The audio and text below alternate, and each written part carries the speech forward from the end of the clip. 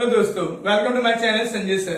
आज मैं geometry chapter लेके आ रहा हूं। चैप्टर का नाम है सिमिलैरिटी। शुरू करते हैं दोस्तों। सिमिलैरिटी चैप्टर में हमें ये देखना होता है दोस्तों। पहले बता रहा हूं कोई चीज में, ये एक वट का वृक्ष है, ठीक है दोस्तों। दूसरा भी ये वट का वृक्ष है। देख के मालूम पड़ रहा है दोनों जो है सिमिलर है, मतलब दोनों के फिगर क्या है, समान दिख रहे हैं कि दोनों वट की वृक्ष हैं, पर दोनों के माप समान नहीं है। ये बड़ा है, ये छोटा है, ये बिग है ट्री है और ये स्मॉल ट्री है। तो जब दोनों में डिफरेंस दिख रहा है पर फिगर सेम है, तो जब फिगर सेम हो और साइज डिफरेंस हो तो उसे हम सिमिलर बोलते हैं। क्या बोलते हैं दोस्तों? हम लोग सिमिलर बोलते हैं। चिड़िया उड़े उड़े, सिमिलर बोलते हैं। सिमिलर सिंपल ये है दोस्तों। इसके आगे हम चलते हैं। अब दोस्तों मान लो फॉर एग्जाम्पल लिया मैंने ट्राइंगल का, ये ट्राइंगल लिया, अब ये भी ट्राइंगल लिया। दोस्तों ये दो ट्राइंगल है, दोनों ट्राइंगल यहां दिख रहे कि दोनों ट्राइंगल हैं, दोनों के शेप सेम है पर उनका मेजरमेंट सेम नहीं है। तो ये भी फिगर क्या है दोस्तों? सिमिलर है। दोस्तों इसके बाद में एक मैं और ट्राइंगल ले रहा हूं मैं। दोस्तों एक ट्राइंगल लिया, फिर एक और ट्राइंगल लिया।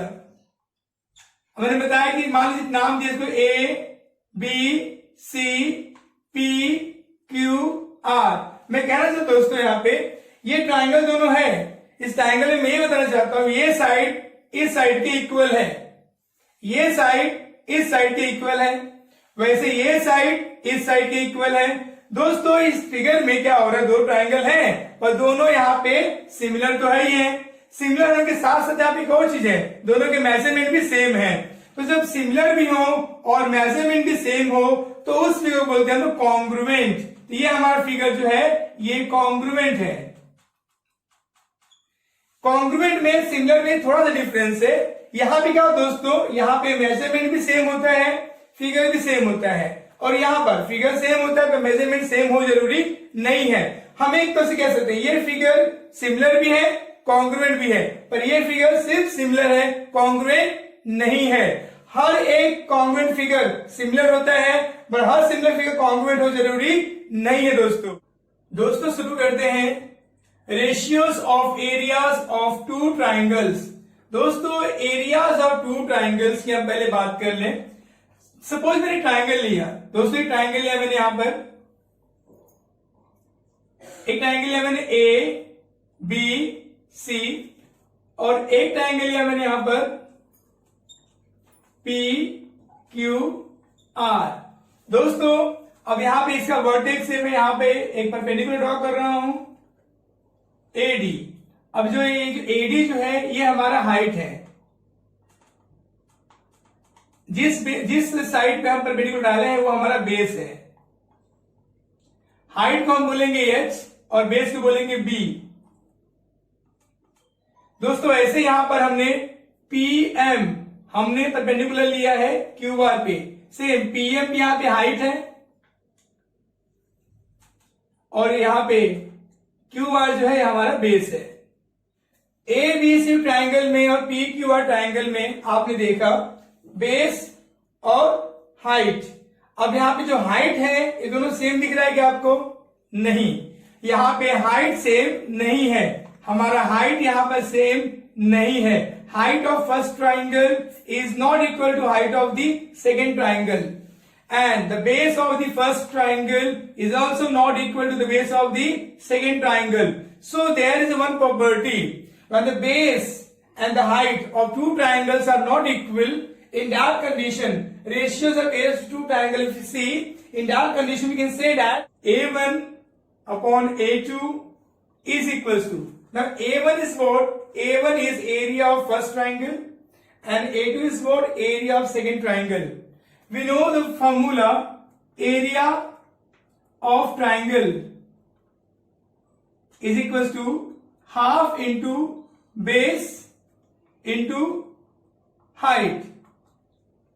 So we write here same as area of first triangle, here half into base is BC here, but I'm writing here B1.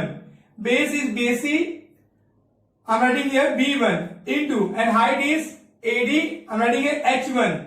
Same like A2 में हमारा बेस है क्यू बार, तो हम लिखेंगे हम लोग वहां पर B2 और हाइट हमारा PM, लिखेंगे हम लोग यहाँ पे H2। देखो दोस्तों मैं बताना चाहता हूं यहाँ पे कि यहाँ पे हाफ और हाफ क्या हो जाएगा, कैंसिल। तो अल्टीमेटली रूल क्या बन गया हमारा, रूल बन गया हमारा A1 upon A2 is equal to B1 into H1 upon B2 into H2। हमारा मेन यहाँ पे फॉर्मूला बन गया। दोस्तों कैसे पढ़ेंगे, the ratios of areas of two triangle, the ratios of areas of two triangle is equal to the ratio of product, the ratio of product, जिसे product है, the ratio of the product of bases and corresponding heights. ठीक है दोस्तों, ये हम ऐसे statement बोलते हैं यहाँ पे है। अब आपको मैं समझा रहा हूं इस ट्राइंगल को लेके, हम A1 के प्लेस पे लिखेंगे area of triangle ABC upon area of triangle PQR is equal to, देखो तो दोस्तों यहाँ B1 क्या हमारा है, BC, BC इंटू हमारा हाइट है आप AD, तो लिखेंगे AD अपॉन सेम यहाँ पे बेस है QR, तो लिखेंगे QR इंटू हाइट है PM, तो लिख देंगे PM। दोस्तों इस प्रकार से आपको सॉल्यूशंस करना होता है। इसके आगे हम एग्जांपल देकर बताएंगे आपको दोस्तों। ठीक है दोस्तों, पढ़ते हैं हम सेकेंड प्रॉपर्टी। उसके लिए दो ट्राइंगल लिया हुआ है, इस दो ट्राइंगल में हमारा यहाँ पर हाइट सेम दिख रहा है, तो हम लिखेंगे H1 is equal to H2, but यहाँ पे जो बेस है वो इक्वल नहीं है, तो लिखेंगे हम लोग यहाँ B1 is not equal to B2।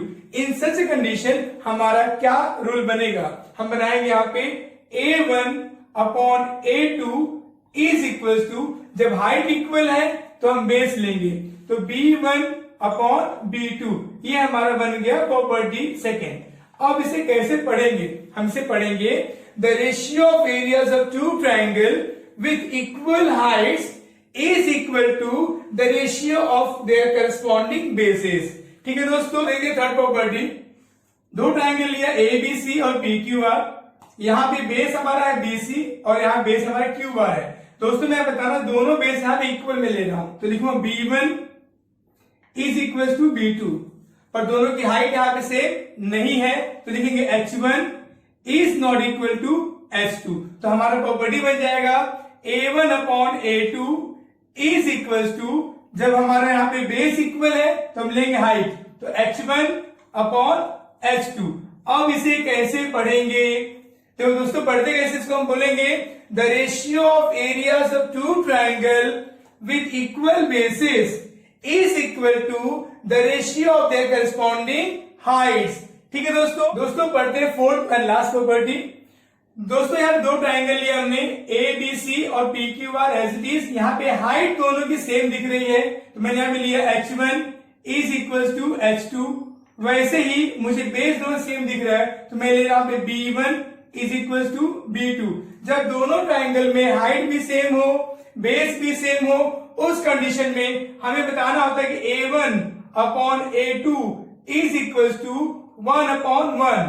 1 upon 1 कैसे, तो दोस्तों जब दोनों का बेस इक्वल है, दोनों का हाइट इक्वल है, तो कट के 1 अपॉन 1 बन जाएगा। तो हम यहाँ पे कह सकते हैं A1 अब is equal to, directly A1 is equal to A2, we make cross multiply, A1 is equal to A2। Friends हमने चार प्रॉपर्टी देख लिया, अब चार प्रॉपर्टी की बेस पे हम देखते हैं एक सम। दोस्तों यहाँ पे सम लिया हमने, एक ट्राइंगल ABC ट्राइंगल है, इस ट्राइंगल में दो हाइट दिया हुआ है, AD परपेंडिकुलर टू BC पर है, वैसे ही PQ जो है परपेंडिकुलर BC पर है। दोस्तों Q जो है यहाँ पर मिड पॉइंट दिया है BC का। दोस्तों ने करना क्या है, हमें समझना यहाँ पे ये है कि यहाँ पे जो भी ट्राइंगल्स होंगे उसके हिसाब से हमें हाइट लेना होगा, उस हिसाब से हमको बेस लेना होगा। देखते हैं पहला क्वेश्चन, ट्राइंगल ADC, इस ट्राइंगल ADC में अगर हम देखें तो हमारा हाइट है यहाँ पे H1 AD और बेस हमारा है DC। वैसे ही PQC ट्राइंगल दिया है, PQC ट्राइंगल है, इसमें हमारा H1 है, H2 हमारा है PQ और हमारा B2 है QC। ठीक है दोस्तों, अब इतना होने के बाद में हमें क्या करना होता है, देखना पड़ता है यहाँ पे हाइट हमारा AD है, हाइट हमारा PQ है, दोनों इक्वल नहीं दिख रहा।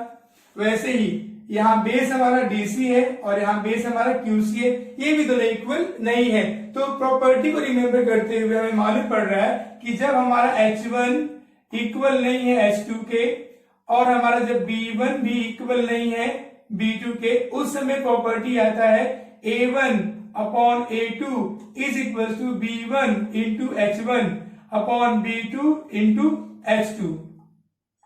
ठीक है दोस्तों, अब यहाँ प्रॉपर्टी बन गया। इसी प्रॉपर्टी की बेस पे इसे सॉल्व करना होगा। हम देखेंगे यहाँ पर हमारा बेस क्या है, इस ट्राइंगल में बेस हमारा है DC है, तो लिखेंगे DC इंटू, अब हमारा हाइट क्या है AD, हम लिख दिए हाइट AD। वैसे ही सेकेंड वाले ट्राइंगल में B2 क्या हमारे पास में है QC, तो लिखेंगे QC इंटू H2 हमारे पास में PQ, तो लिखेंगे PQ। अब दोस्तों इतना लिखने के बाद में हमें यहाँ प्रॉपर्टी लिखना होगा, the ratio of areas of two triangles is equal to the ratio of product of their bases and corresponding height. वो हमें प्रॉपर्टी यहाँ पे लिखना होगा। ठीक है दोस्तों, हम देखते हैं सेकेंड सवाल। सेकेंड सवाल लिखते हैं दोस्तों, हमें ट्राइंगल PQB, इस ट्राइंगल में हमारे पास में हाइट क्या है, बेस क्या है, देखते हैं दोस्तों।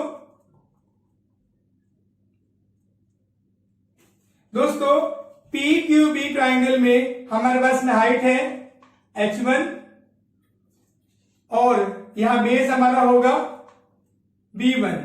अब PBC ट्राइंगल में, PBC पूरे ट्राइंगल में हमारा H2 होगा PQ से और हमारा B2 होगा पूरा QC। अब दोस्तों इतना होने के बाद में हमें यहां पे लिखना होगा, एक चीज समझना होगा कि दोनों ट्राइंगल में, एक ट्राइंगल PQB में और ट्राइंगल PBC में, इस दो ट्राइंगल में दोनों की हाइट क्या है दोस्तों, सेम दिख रही है। तो यहाँ पर प्रॉपर्टी आ रहा है H1 is equal to H2, यहाँ पर B1 is not equal to B2। In such a condition property आएगा A1 upon A2 is equal to B1 upon में B2। ये प्रॉपर्टी हमारा आने वाला है। तो हम देखेंगे यहाँ पर PQB ट्राइंगल में हमारा बेस है BQ और PBC ट्राइंगल में हमारा बेस है BC। क्या लिखे हमने BC। दोस्तों इतना लिखने के बाद हम लिखेंगे यहाँ पे हम लोग property areas of triangles with equal Heights. ठीक है दोस्तों, अब चलते हम लोग यहाँ पे थर्ड एग्जाम्पल पे। थर्ड एग्जाम्पल दिया ट्राइंगल PBC, हम देखेंगे PBC ट्राइंगल में हमारा बेस है B1, यहाँ पे BC है और हाइट हमारा यहाँ पर है H1 PQ है। वैसे ABC ट्राइंगल में हमारा बेस है B2 BC और हमारा हाइट यहाँ पे है H2 AD। दोस्तों देख के मालूम पड़ रहा है यहाँ पे हाइट इक्वल नहीं दिख रहा है पर बेस दोनों में सेम है। तो लिखेंगे हम प्रॉपर्टी हमारा, यानी क्या हो रहा है, ये H1 is not equal to H2 but यहाँ B1 is equal to B2 आ रहा है।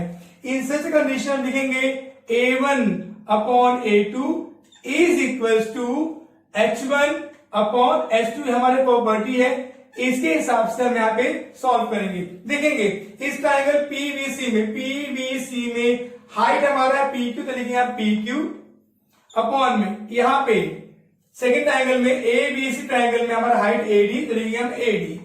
लिखने के बाद हम लिखेंगे यहाँ पे हम लोग ब्रैकेट में हम प्रॉपर्टी लिखेंगे areas of triangles with equal basis.